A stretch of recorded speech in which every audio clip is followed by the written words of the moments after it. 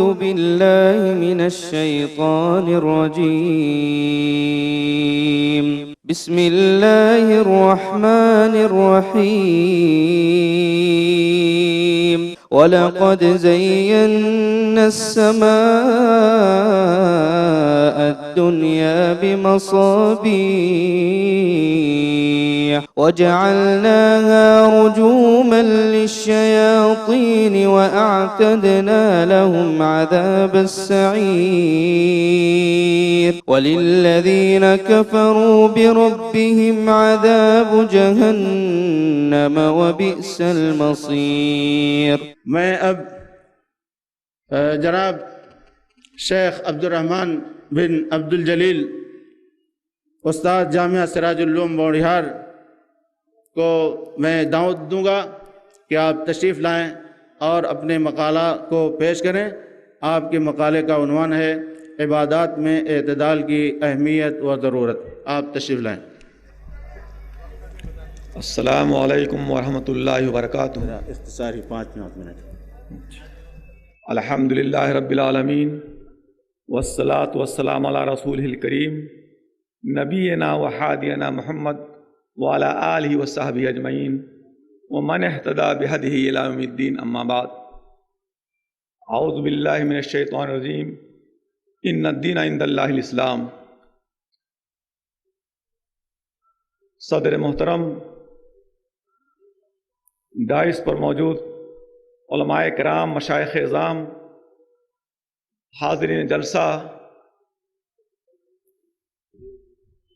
میرا مقالہ ہے عبادات میں اعتدال کی اہمیت و ضرورت. ظاہر ہے اعتدال اسلام کی پہچان ہے. اعتدال ہر چیز میں ہونی چاہیے. تو میں مقالہ اختصار کے ساتھ انشاءاللہ، وقت بہت کم ہے، 5 منٹ کے اندر پیش کرنا ہے. صرف اشارات میں کروں گا انشاءاللہ. اسلام اللہ کا پسندیدہ دین اور مکمل نظام حیات ہے جو زندگی کے تمام شعبوں کو محیط ہے، خواہ ایمانیات ہو یا عبادات، معاملات ہو یا معاشیات، اخلاقیات ہو یا سیاسیات. اسی لیے ایک انسان اس وقت تک کامل مومن نہیں ہو سکتا ہے جب تک کہ اللہ کے بتائے ہوئے طریقے پر زندگی کے ہر شعبے میں کامیابی کے ساتھ عمل پیرا نہ ہو. ایک مسلمان کے لیے ضروری ہے کہ وہ اہل و عیال اور عزیز و اقارب کے حقوق کو ادا کرے، معاشرے کی ذمہ داریوں کو نبھائے. اسے اپنی رزق روزی خود کمانی ہے. اسے چاہیے کہ کام کے وقت کام کرے، عبادت کے وقت عبادت کرے. صرف عبادت کرنا اور ساری ذمہ داریوں کو بھول جانا، یہ یا صرف ذمہ داریوں کے چکر میں پھنس کر عبادات کو بالائے طاق رکھ دینا اسلام میں قطعاً منع ہے. لہٰذا عبادت میں اعتدال ہونا چاہیے. عبادت کا معنی، عبادت کے لغوی معنی ہیں خشوع، انقیاد اور تذلل کے. اس لیے غلام کو عبد کہا گیا ہے کیونکہ وہ اپنا سر تسلیم اپنے مالک کے سامنے خم کر دیتا ہے. شریعت میں لفظ عبادت کا 2 معنوں میں استعمال ہوا ہے، عام اور خاص. عبادت اپنے وسیع معنی میں ان تمام ظاہری اور باطنی اقوال و افعال کو شامل ہے جس کو اللہ پسند کرے، اس سے راضی ہو. لہٰذا کوئی بھی فرض، نفل یا مباح کام اور کسی بھی حلال اور ناجائز کام سے رکنا یہ عبادت ہے. لہٰذا حلال طریقے سے روزی کمانا، بچوں کو اچھی تعلیم و تربیت کرنا، بیوی کو لقمہ کھلانا، معاشرے میں مختلف ذمہ داریوں کو نبھانا یہ عبادت ہے. اگر اچھی نیت کے ساتھ اللہ کی رضا کے لیے کی جائے تو یہ سب عبادت ہے.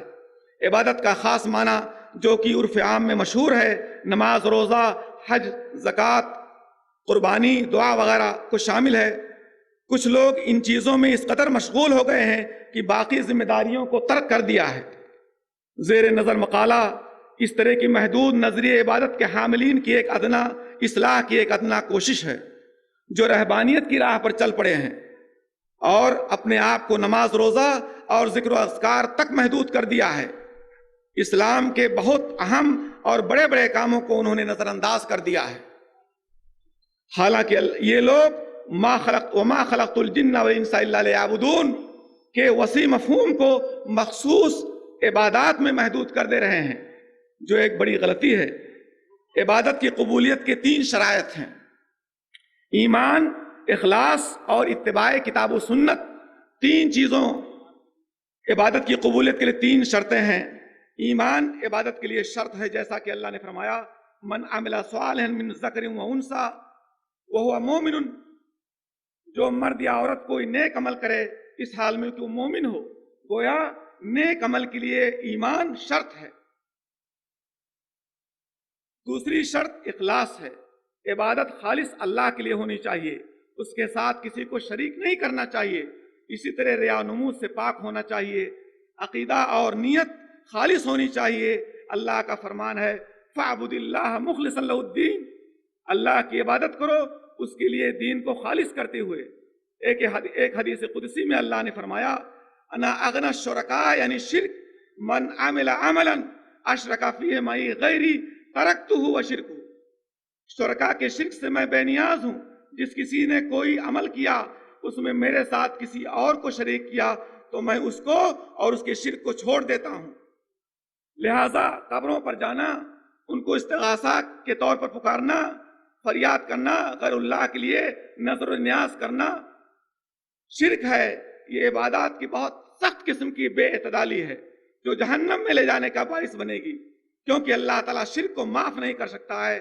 ان اللہ لا یغفر ان یشرک بہ ویغفر ما دون ذلک لمن یشاء، اللہ تعالیٰ شرک کو نہیں معاف کرے گا اور اس کے علاوہ باقی کسی بھی گناہ کو معاف کر سکتا ہے۔ تیسری شرط عبادت کتاب و سنت کے مطابق ہونی چاہیے، اللہ اس کے رسول صلی اللہ علیہ وسلم کے طریقے پر ہونا چاہیے۔ اگر ایسا نہیں ہے تو عبادت ہماری مردود اور باطل قرار پائے گی، کیونکہ نبی کریم صلی اللہ علیہ وسلم کا ارشاد گرامی ہے من احدث فی امرنا ھذا ما لیس منہ فہو رد، جو ہمارے دین میں کوئی ایسی بات ایجاد کرے جس کا دین سے کوئی تعلق نہیں ہے، دین سے اس کا ثبوت نہیں ہے، تو باطل اور مردود ہے۔ لیکن افسوس کہ مسلمانوں پر ہر مہینے میں مسلمانوں نے ہر مہینے میں کچھ خاص عبادتیں ایجاد کر رکھی ہیں، جیسے عید میلاد النبی ہے، شب برات ہے، شب معراج وغیرہ، بہت سی ایسی عبادتیں جو عجیب و غریب انداز میں کرتے ہیں اور انجام دیتے ہیں۔ یہ عبادت کی بے اعتدالی ہے جو ناقابل معافی ہے، کیونکہ ہر بدعت گمراہی ہے اور ہر گمراہی جہنم میں لے جانے والی ہے۔ اسلام دین وسط ہے، اور آپ نے بارہا پڑھا ہے سنا ہے کذالک جعلناکم امۃ وسطا، ہم نے تم کو معتدل اور درمیانی امت قرار دیا، یعنی معتدل اور بہتر امت قرار دیا۔ اس لیے اسلام کے اعتدال کی باتیں آپ بہت سماعت کر چکے ہیں۔ ایک ترک دنیا کی ممانعت، ظاہر ہے کہ اسلام نے دنیا کو چھوڑ دینے کو نہیں کہا ہے کہ صرف عبادت میں آپ مشغول رہیں۔ ایک مسلمان پر حقوق کے ساتھ ساتھ اللہ کے حقوق کے ساتھ ساتھ حقوق العبادات بھی عباد بھی ہیں جس کا پورا کرنا لازم ہے۔ ایک شخص اللہ کے بندوں کا حق نہیں پورا کرتا ہے، وہ اللہ کا حق بھی پورا نہیں کر سکتا ہے۔ اس لیے ضروری ہے کہ اللہ کی عبادت کے ساتھ ساتھ دنیاوی مشاغل اور ذمہ داریوں کو بھی انجام دیں۔ آپ نے حضرت عبداللہ بن عمر بن عاص کے بارے میں اللہ کے رسول صلی اللہ علیہ وسلم نے فرمایا تھا، جب انہوں نے کہا ہم رات بھر عبادت کرنا چاہتے ہیں، دن بھر روزہ رکھنا چاہتے ہیں، تو آپ نے فرمایا ایسا مت کرو۔ محترم حضرات، اعتدال کیوں؟ بس وقت نہیں رہا، بس مختصر میں 1 منٹ کے اندر میں انشاءاللہ اپنی بات ختم کر دوں گا۔ اعتدال کیوں؟ ایک مسلمان کے ذمہ طرح طرح کے حقوق و واجبات ہیں جس کو پورا کرنا اس کی ذمہ داری ہے۔ اگر وہ دن رات عبادات میں پھنسا رہے گا تو باقی ذمہ داریاں وہ کیسے انجام دے پائے گا؟ سب سے پہلے اس کو اپنی صحت کا خیال رکھنا ہے، اہل و عیال عزیز و اقارب پڑوسیوں کے حقوق بھی ادا کرنا ہے، علم حاصل کرنا ہے، اور بہت ساری ذمہ داریاں اس کے سر ہیں۔ اس لیے میں صرف حرف آخر کے طور پر چند باتیں مذکورہ تمام باتوں کا مطالعہ کرنے سے ثابت ہوتا ہے کہ ہماری عبادات کی بے اعتدالیاں 4 قسم کی ہیں۔ ہماری عبادات کی بے اعتدالیاں 4 قسم کی ہیں۔ پہلی قسم شرک ہے، ہم کو اللہ کے علاوہ دوسروں کو مدد کے لیے ہم پکارتے ہیں، ان کے سامنے جھکتے ہیں، غیر اللہ کے لیے نظر و نیاز مانتے ہیں، ان کے لیے ذبیحہ کرتے ہیں، یہ سب شرک ہے۔ یہ عبادات کی بہترین سب سے بھیانک اعتدالی ہے، بے اعتدالی ہے۔ دوسری قسم بدعت ہے۔ ہم بہت سی ایسی عبادتیں اسلام کے نام پر کرتے ہیں جس کا اسلام میں کوئی سند نہیں، بہت سی چیزوں میں اللہ کے رسول کی اطاعت نہ کر کے تقلید کرتے ہیں۔ تیسری قسم کی بے اعتدالی غلو ہے، جس سے اسلام نے سختی سے روکا ہے، غلو سے، جس کو آپ سن چکے ہیں۔ چوتھی قسم کی بے اعتدالی کاہلی اور سستی اور بے دینی ہے، مثلا یا تو نماز نہیں پڑھتے ہیں یا نماز سے غافل ہی رہتے ہیں، اور اس طریقے سے یا نماز میں بہت زیادہ وقت لگاتے ہیں اور دوسری ذمہ داریاں بھول جاتے ہیں۔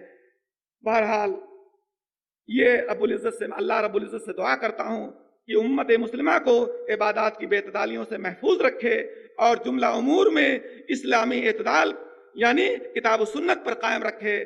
آمین۔ وآخر دعوانا ان الحمدللہ رب العالمین۔